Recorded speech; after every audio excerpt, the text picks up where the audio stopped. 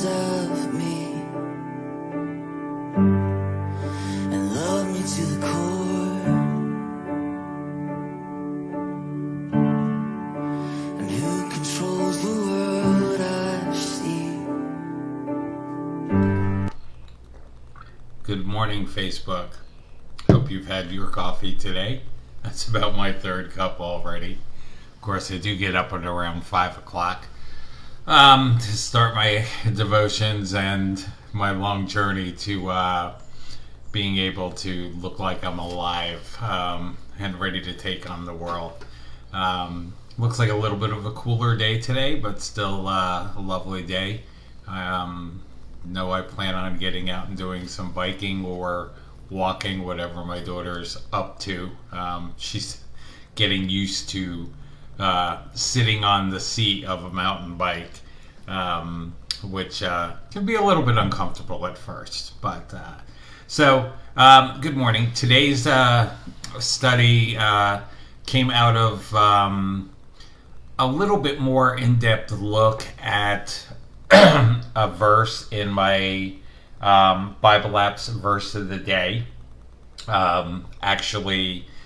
The study's really not on the verse of the day. It was much earlier on in chapter 3 of Revelation, and it's the title for today's message is excuse me, John 3:16 to Revelation 3:16, avoiding lukewarm. Now, while we know the original text scribed long ago that makes up our Bible today was not arranged in chapters and all organized with verses, as we're accustomed to. However, one cannot help but assume that the Spirit of God, whose story the Bible is, the book of love, as some might refer to it, for mankind, the Bible belongs to him, and that he had a hand in guiding those who put it together to become what we know as the Bible, in a nice handy little booklet rather than a bunch of Dead Sea Scrolls and, things you might have to carry in a backpack.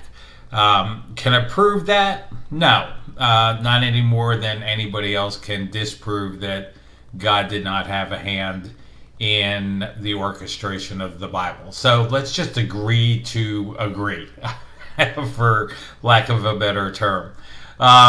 So in my studies this morning, diving into Revelation chapter 3. Little tongue-tied here. I think you guys are the first ones that I've spoke to this morning, and it's not all cleared out, and things are not flowing as well. So I'm going to start that over again.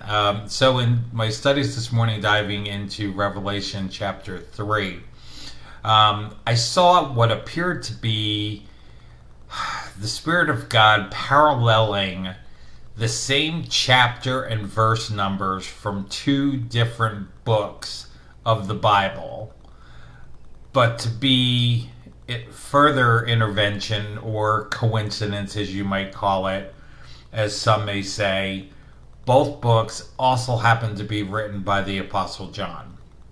So in John 3:16, which we all, or for the most part, all know, God sends his one and only Son to die on the cross to redeem us, a love so committed it is even hard for some of us to grasp.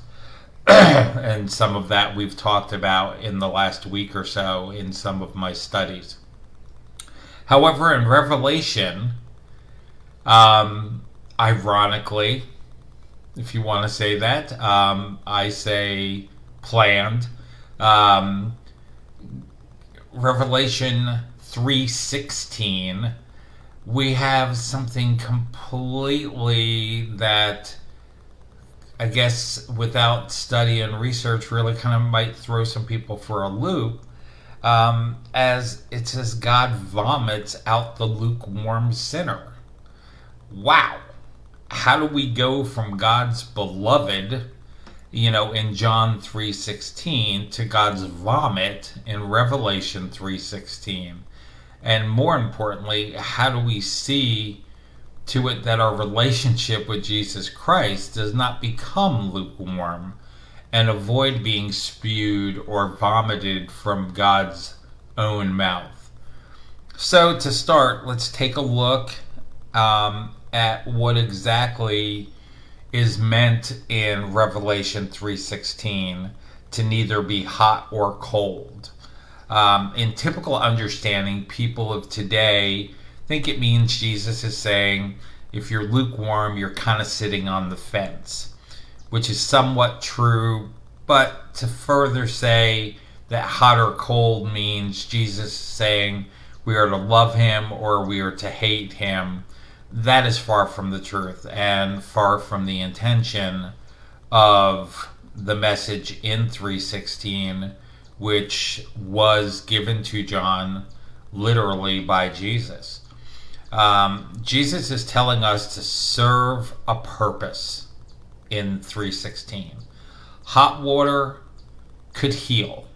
Cold water could refresh. We should bring a similar blessing to people around us. To see people around us. Now, looking at the times of when this was spoken, we all know that Jesus liked to use metaphors, as he was in regards to Revelation 3:16.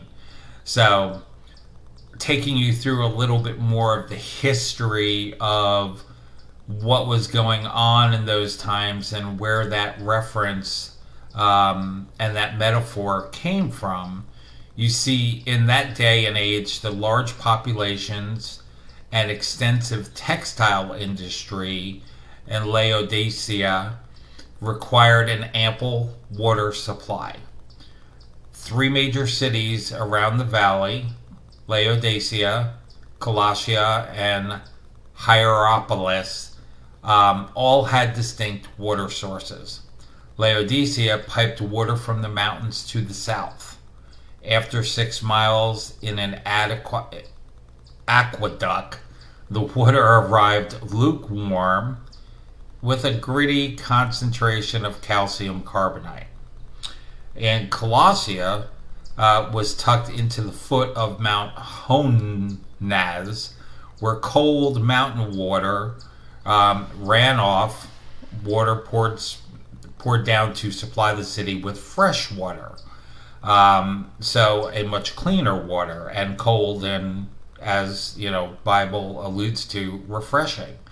In Hierapolis was positioned on a magnificent hot spring that emitted mineral-rich waters, attracting visitors from all over Asia to its therapeutic baths. So you could say the past equivalent to essential oils, or or Epsom salt baths. So all 3 cities lie around the Lycus River Valley, but their water supplies distinguished them. Whereas Hierapolis had hot water beneficial for therapeutic purposes, and Colossia had cold water for refreshing drink, Laodicea piped water was best suited for textile industry or flushing the city's plumbing system. Definitely doesn't sound like you want to drink it. So if you ingested that water, it would function as a stimulus to cause you to vomit.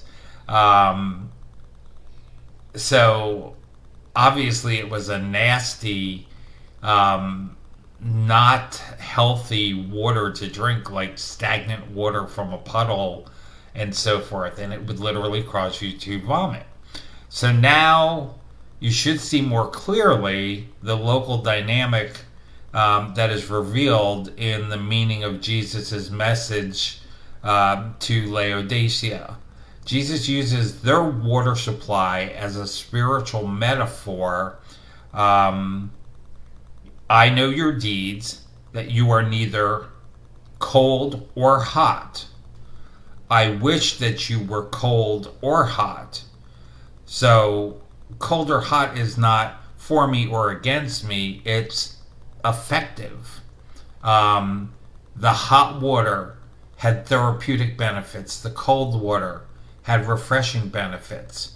So he is comparing the lukewarm water that causes you to vomit as ineffective. And in relationship to what he's talking about, lukewarm Christians ineffective to the kingdom.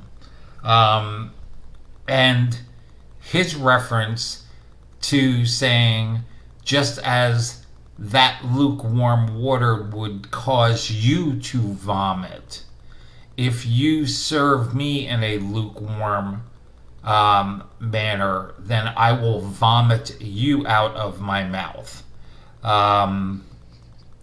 So, he says, so because you are lukewarm and neither hot nor cold, I will vomit you out of my mouth. And that is Revelation, a mixture of Revelation 3:15 and 16. So, now Colossae is cold, fresh mountain water, and Hierapolis is medicinal hot springs outclass Laodicea's lukewarm water supply that made people vomit after drinking. Cold water and hot water sources had great personal value. Laodicea lukewarm water had the same personal value that complacent members of the Laodicea church had to the cause of Christ, which sadly would be classified and was classified by Jesus as not much. They were ineffective. So again, Jesus was not saying, I want you to hate or love him, but rather remind us that we were meant to serve him. Our actions were meant to embody his values and contribute to his redemptive mission.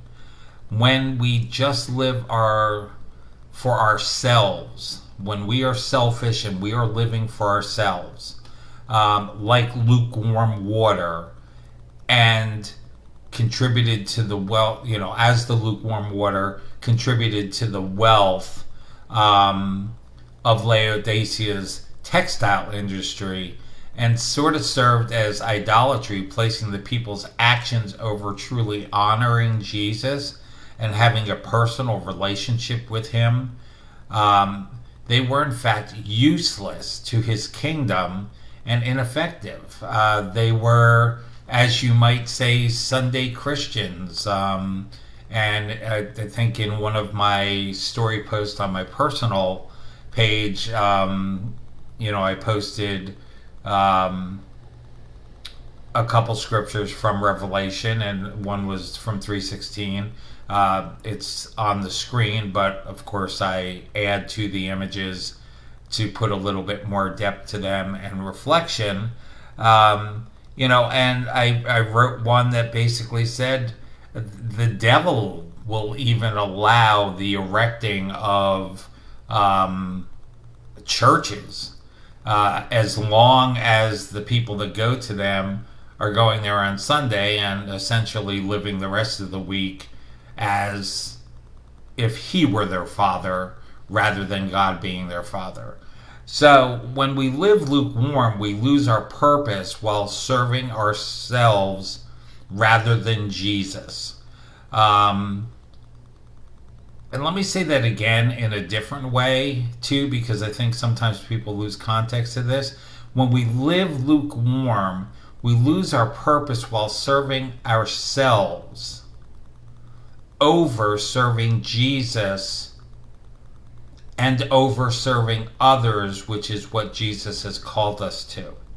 Jesus is calling us to be hot or to be cold, to be effective, to embrace our redemptive role in his mission. What are you doing?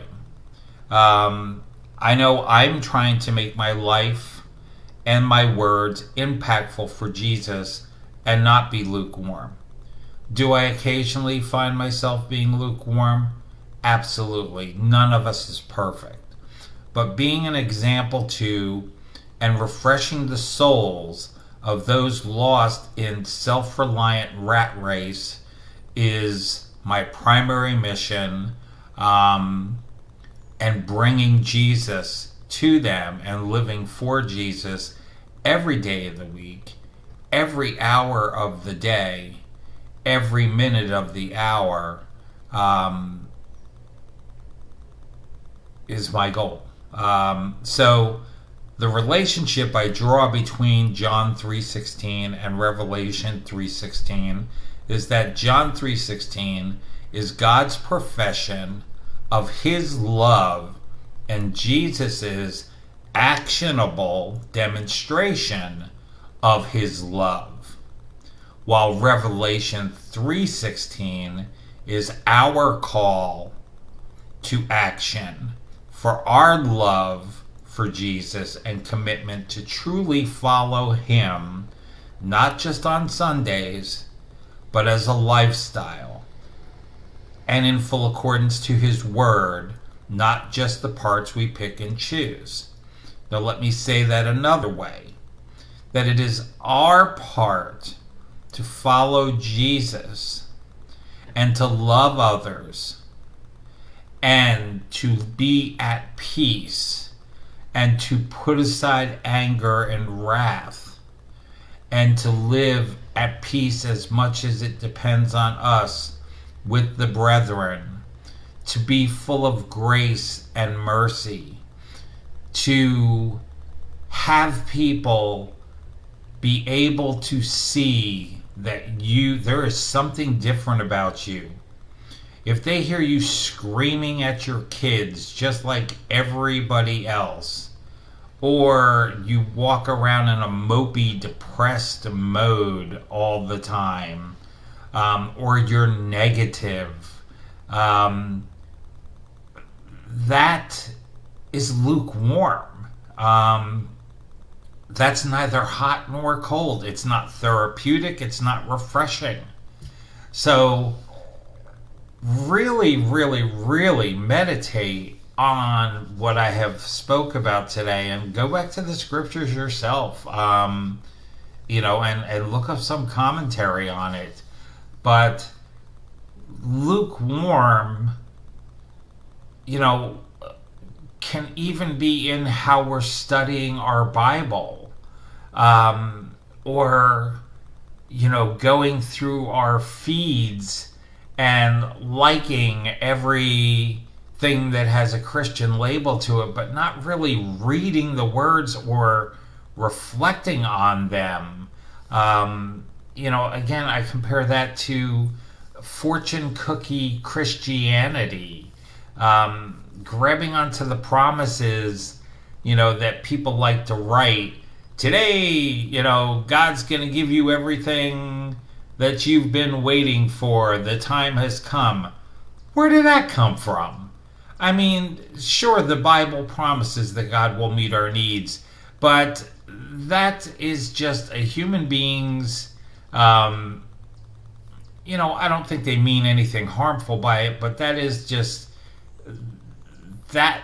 If that's your Christian life, if that's your Bible study, if that's your devotion, if that's a big part of your life, you're living lukewarm.